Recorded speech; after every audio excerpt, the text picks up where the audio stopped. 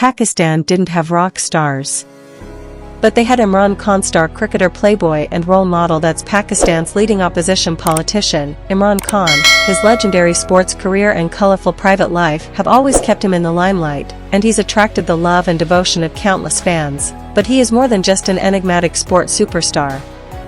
Last year, the country's then Prime Minister, Nawaz Sharif, was ousted and barred from politics on corruption charges. He's now been sentenced to 10 years in prison. This has pushed Khan into an even stronger position and of the July 25 elections, and some recent polls show his party is gaining more ground. Let's take a look at the whole picture. Who is Imran Khan? Khan was born in 1952 in Lahore to a well-off Pashtun family. He received an Oxford University education studying politics and economics, but his real passion was sports. He began as most greats do, playing at a very early age in Pakistan and then continuing in England, and even today, more than 25 years after his retirement, he's still considered one of the greatest cricketers of all time. He led Pakistan to their first ever World Cup title in 1992, playing a pivotal role in the final against England then at the peak of his career. He retired and 4 years later entered politics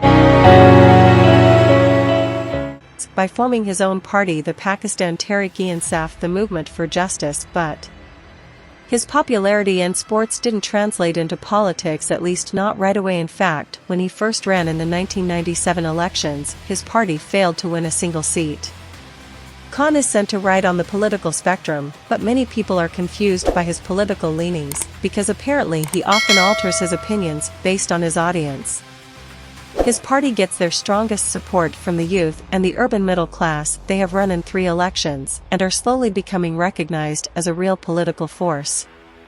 Terrorism is still a huge challenge for Pakistan, and Khan has a novel approach to fighting it. Despite the wide criticism, he thinks that talking with the Taliban is the way to go. He even earned a nickname for that, Taliban Khan.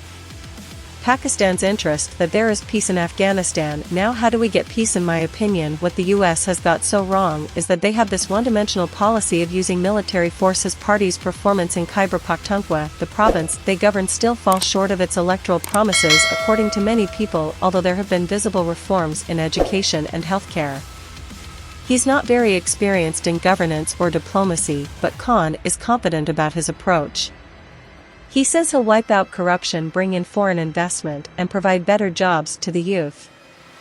He also promises changes in the agricultural and educational fields and wide-ranging reforms in tax collection. His party's manifesto emphasizes the importance of internal peace as well. It says, quote, "We will act against hate speech and violence towards minorities, ensuring constitutional rights for minorities." Khan's PTI released a roadmap on foreign policy a while ago with a new strategy for conflict resolution, and wants to improve relations with Pakistan's eastern and western neighbors.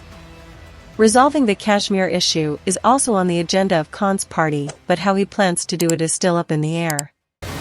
No profile on Imran Khan is complete without looking into his marriages. Khan was a bachelor for the first 42 years of his life, but in the last 24 years, he's married 3 times. First to Jemima Goldsmith, the daughter of a Jewish billionaire who converted to Islam before their union, then to Riyam Khan, a journalist and film producer, and now Bushra Manika, a woman whom he refers to as a spiritual advisor and faith healer. The couple got married in February this year. With all the changing faces, many people are curious to see how he would be as the head of the nation, but in order for Pakistan to witness Imran on the political U-turn action, they'll have to decide at the ballot box.